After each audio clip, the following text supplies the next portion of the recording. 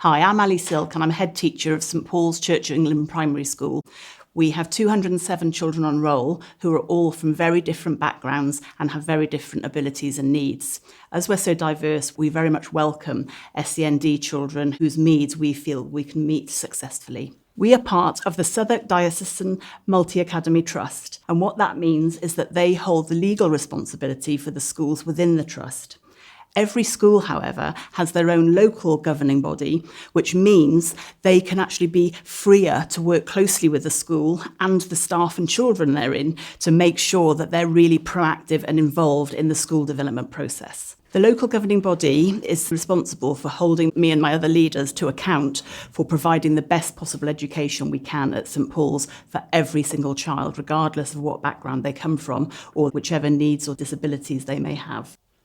We have a SEND Link Governor who also has responsibility for pupil premium because he's able then to look at the progress and care that we provide for all our children that fall into those two groups. I'm Father John Carruthers and I am a governor here at St Paul's School. As a SEND Link Governor, I have got the specific responsibility for overseeing the well-being and the progress and the outcomes made by those children with special educational needs and disabilities.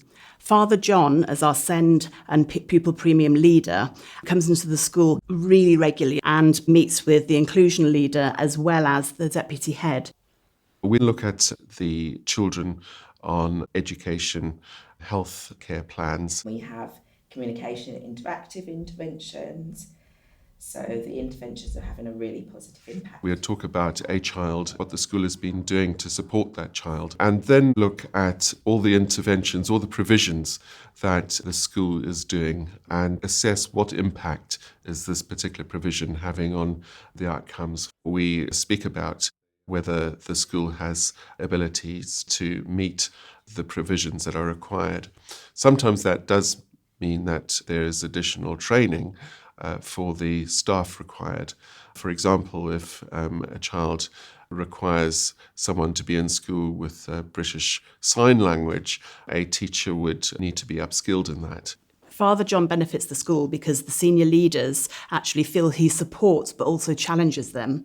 He also ensures when he feeds back to the full governing body at our meetings that all the governors are made aware of how the progress and well-being is progressing. I also do what we call a learning walk, a walk around the school. I go into each classroom and the question I ask myself is learning happening?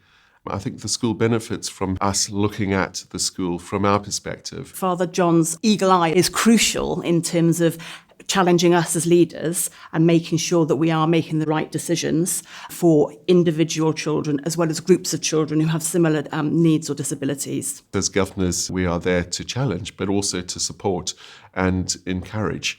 And teaching is absolutely not easy. It's a tough job, particularly in a school like St Paul's where there are multiple needs, lots of challenges.